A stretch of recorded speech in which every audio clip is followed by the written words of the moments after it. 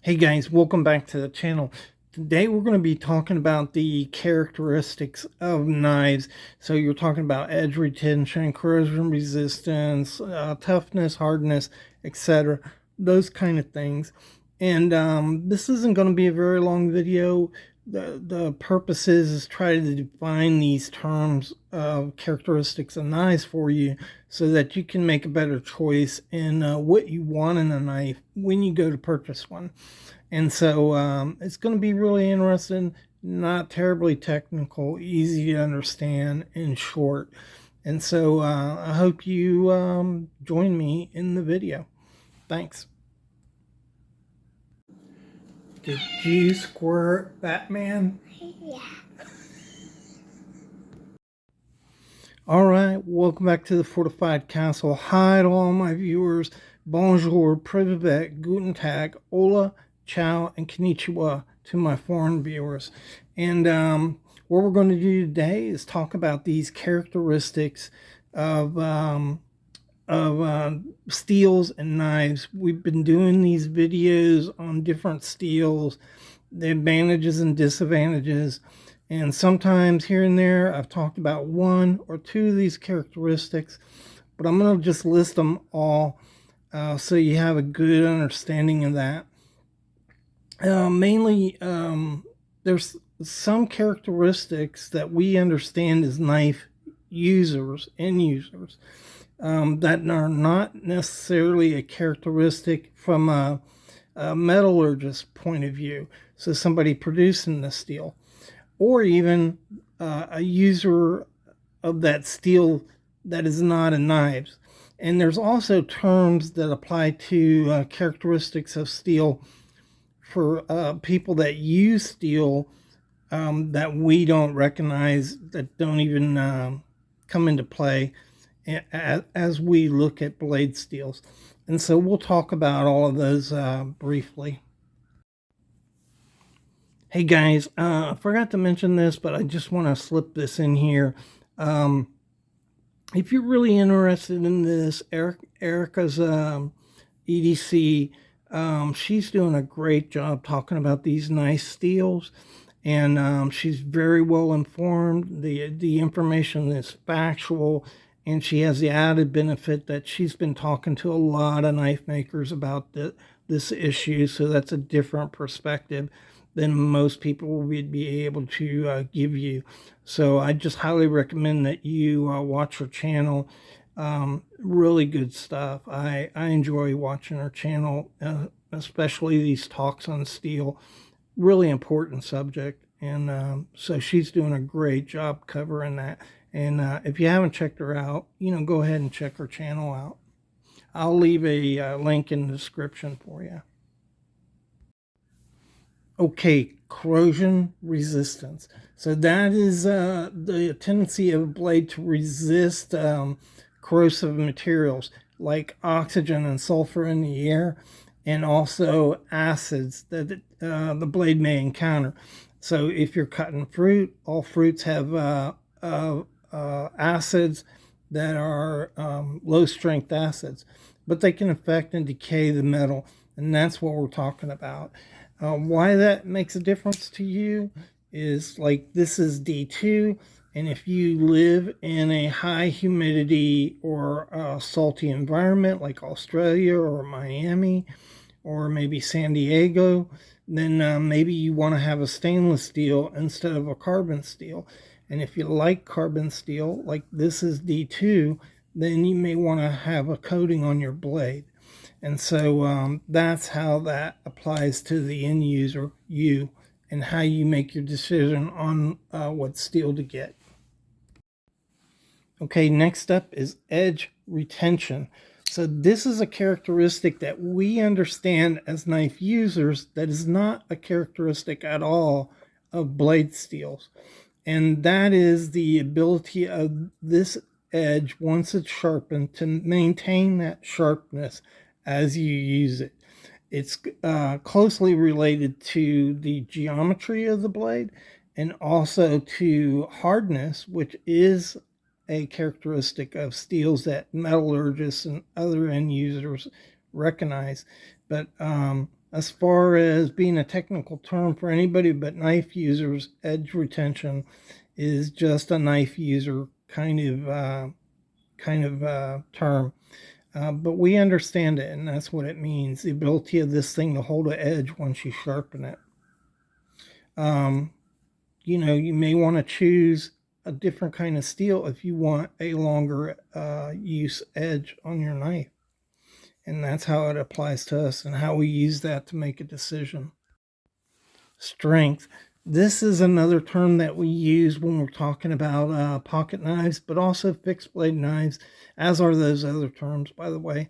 And when we're talking about strength, we're talking about the ability of the steel to resist breaking or chipping. And so mainly what that's going to deal with is the blade. And so we can understand it as a measure of toughness as a blade, but it also applies to the whole steel. So I think that usually when you're batoning a knife and the steel breaks, that has more to do with toughness than another measure we're going to talk about in a minute. And I'll talk about how those are interrelated, but it's basically a shearing type action. It's breakage due to impact trauma. So in a small knife, in a pocket knife, strength, it's not all that important. I think most pocket knives, the knife is going to fail before the blade does. But you have to understand these are small, tiny blades, and they just aren't very strong. You can't use them as pry bars. So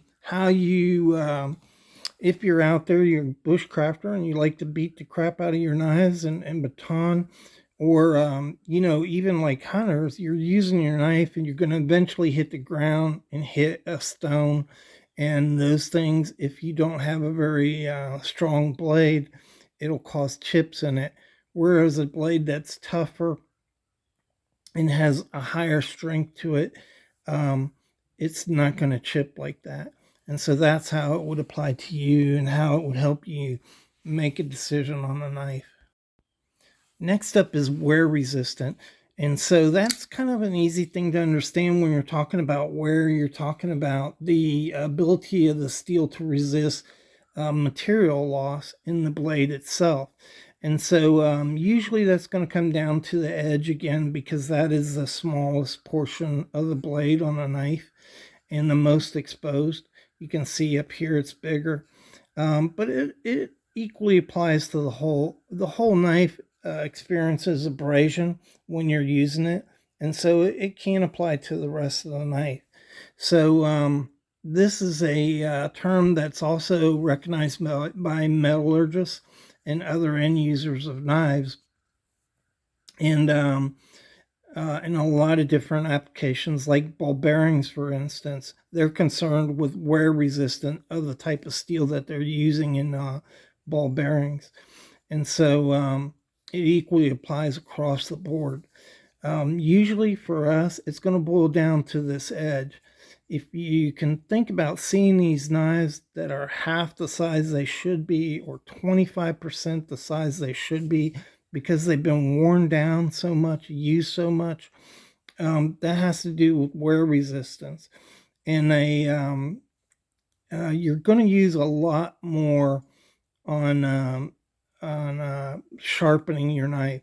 So a knife that you have to sharpen more will also wear more because you're sharpening it, and that's where you're going to lose most of your metal on a knife, is during the sharpening process. You do lose some when you're cutting boxes or rope or things like that, but most of it's going to be coming from sharpening. So if you are using your knife for something you're going to sharpen it repeatedly, like whittling, for instance, you may want to get a blade steel that's more resistant to wear. All right, the next one is wear resistance. And so or I'm sorry, ease of sharpening. And so this is another one that is not a metallurgical term that's used other than in the knife community. And what we're talking about that is how easy and quickly that you can get an edge on a knife. So blade steels like 8CR13, 1095 are known to be very easy to sharpen. So when you're talking about ease of sharpening, you would sharpen, you're going to put your blade on a stone and sharpen in this fashion right here to sharpen the edge. You do the same thing, whether it's 1095 or whether it's S110B or whether it's crew wear. So you're using the same motions. It's just as easy to sharpen 1095 as it is as crew wear. But with crew wear, because of the hardness of the blade, it'll take longer of doing this. So you're dealing with more time.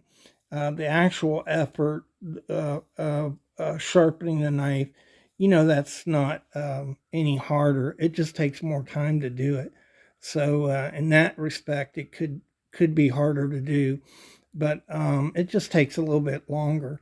And so, if you're one of these folks that aren't really into sharpening and you struggle a little bit with sharpening, maybe a lower end steel like 1095 or 8CR13 would be more up your alley.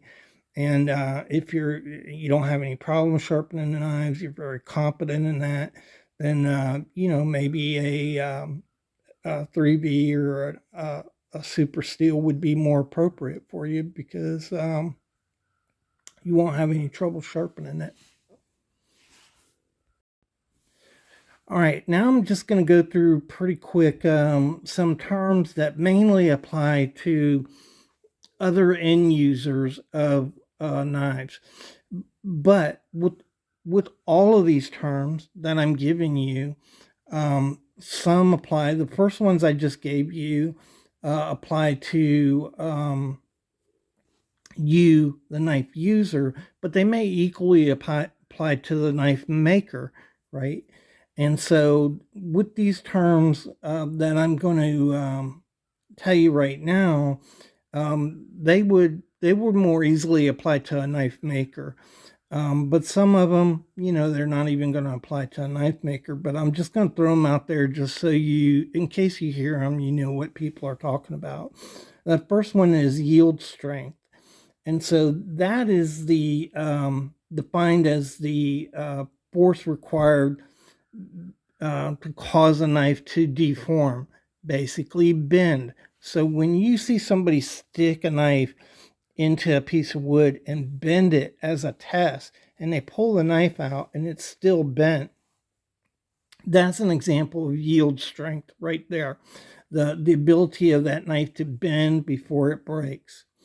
It doesn't really apply to knife users or knife makers, although, some may consider that as part of their equation when they're trying to look for a steel to put into a knife. Cold steel, for instance, they do a lot of bending of their knives. Tensile strength is the next one. That's basically the same thing as strength, which we already talked about. And the way to imagine that is you've seen these videos where there's a steel underneath a hydraulic press, and that press is pressing down and it just presses it to failure and it breaks. And it's kind of cool to see that, but it really, it doesn't have anything to do with the end user of a knife or even the maker of a knife. So tensile strength is more an equation of force coming down on a knife to its failure.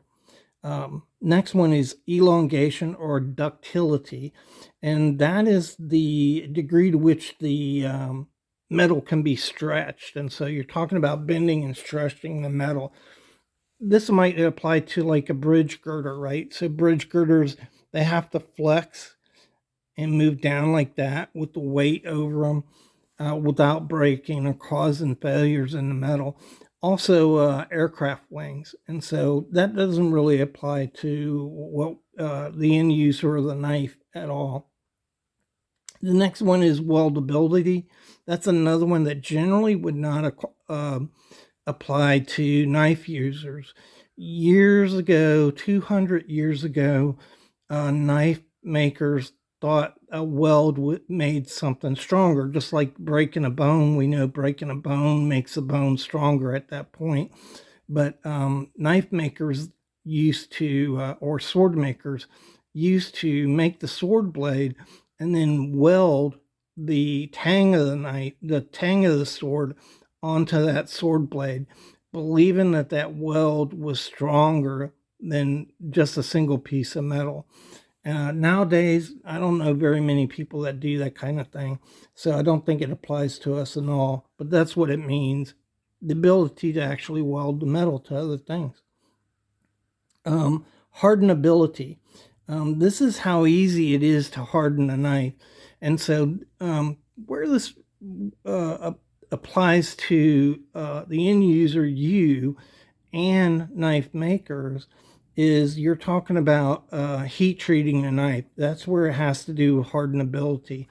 And so take MagnaCut. It's a very complicated procedure to harden MagnaCut. It's like 5 different steps.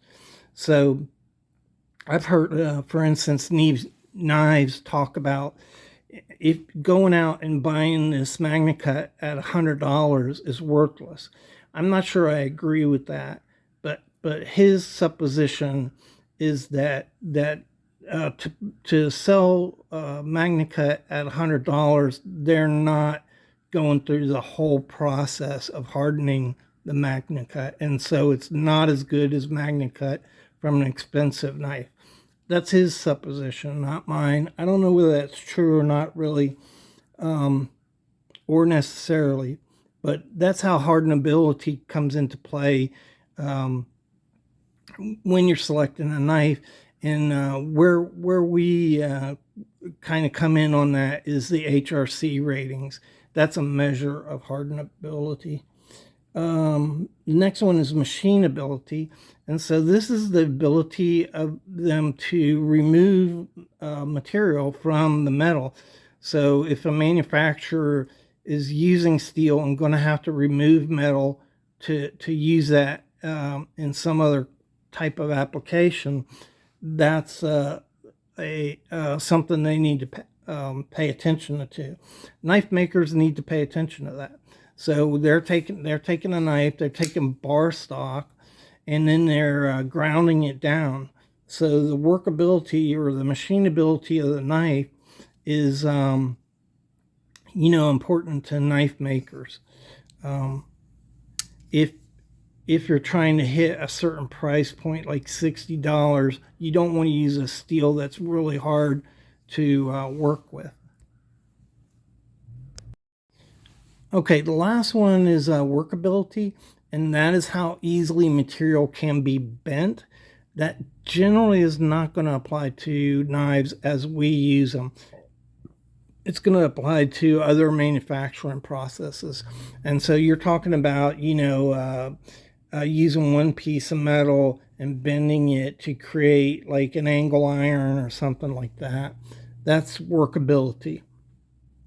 Okay, so out of all of those, you really only have to be concerned with the first 6 that I talked about: corrosion resistance, edge retention, strength, toughness, wear resistant, and ease of sharpening. Guys who make knives are also going to be interested in the hardenability and the machinability of a knife. And that's pretty much all you need to know about this. And once you understand those terms, then you can pick out a knife steel that has the characteristics that you most desire, and be smart in how you're choosing your knife for the particular purpose that you're using it for. So I hope you found the video interesting. Really appreciate you guys watching. Let me just mention, I should have mentioned this at the beginning, but Erica's EDC is talking a lot about this issue of steels. She does a fantastic job of putting things down into simple terms and talking about steel and how it applies to how you use it. And some old, like her last video she did on it, I'll put a link in the description, talked about old time views on steel and how they're changing because the steel is changing. So if you're really interested in this, check her out. She does a superb job at talking about this. I can find no fault in anything she says. She's completely factual and very well informed on the subject. Not only that, she's talking to other knife makers about it also. So that's another aspect that she has with her experience to talk about this stuff. You ought to check her channel out if you haven't done so already.